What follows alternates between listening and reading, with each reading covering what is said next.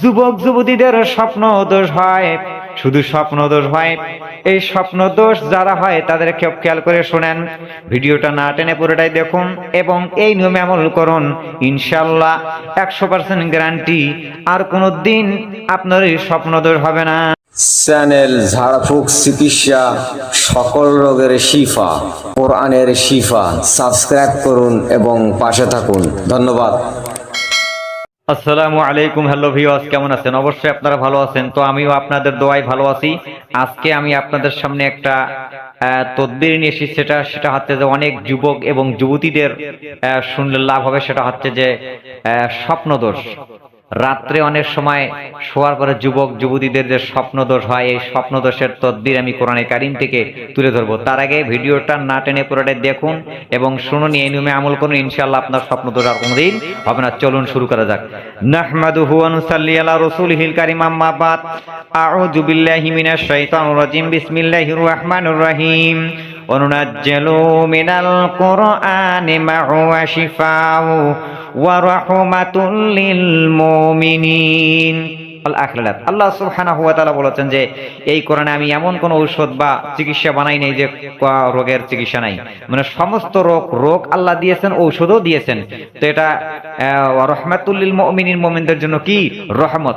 মানে এমন কোন রোগ নাই যে আল্লাহ ঔষধ দেন নাই, তার মানে রোগও দিয়েছেন, ঔষধও দিয়েছেন।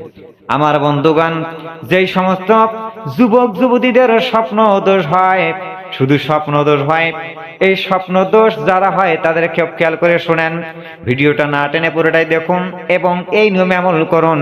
ইনশাআল্লাহ 100% গ্যারান্টি আর কোনো দিন আপনার এই স্বপ্ন দোষ হবে না। আল্লাহ রাব্বুল আলামিন বলেন, ওয়াস-সামাই ওয়াত-তারিক ওয়া মা আদরাকা মাত-তারিক নাজমুস সাকিব ইন কুল্লু নাফসিন লাম্মা আলাইহি হাফিজুন ফালইয়ানজুরিল ইনসানু মিম্মা খুলিকা মিম্মা দাফিক। এরকম করে সূরা তারেক যেই সমস্ত যুবক এবং যুবতীদের স্বপ্নদোষ হয়, খুব খেয়াল করে শোনেন। আপনারা কি করবেন, এশারা নামাজ আদায় করার পর আপনারা জায়নামাজে বসবেন। বসার পর আপনি পাক পবিত্র হবেন। হওয়ার পর আপনি সূরা তারেক পাঠ করবেন 1 নম্বর আয়াত থেকে 10 নম্বর আয়াত পর্যন্ত।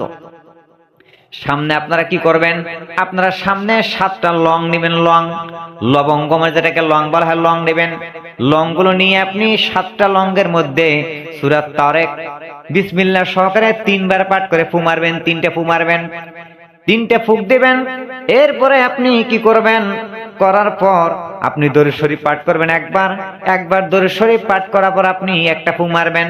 সূরা তারেক 3 বার পাঠ করে 3টে ফু দিবেন। এরপরে দরুদ শরীফ পাঠ করবেন একবার, পাঠ করার পর একবার ফু দিবেন।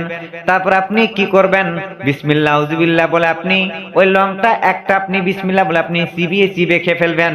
তারপর আপনি একটা হাদিস, আমি একটা আল্লাহ পাকের নাম ওই ডেসক্রিপশনে দিয়ে দেব, ওই নামটা আপনি 41 বার পাঠ করে শুয়ে পড়বেন। ওই নামটা হচ্ছে ইয়া কুদ্দুসু ইয়া কুদ্দুসু ইয়া কুদ্দুসু ইয়া কুদ্দুসু ইয়া কুদ্দুসু। এই শব্দটা আপনি 41 বার প্রয়োগ করবেন। এইভাবে করে আপনি একটা 7টা দিন 7টা লঙ্গের মধ্যে ফু মারবেন।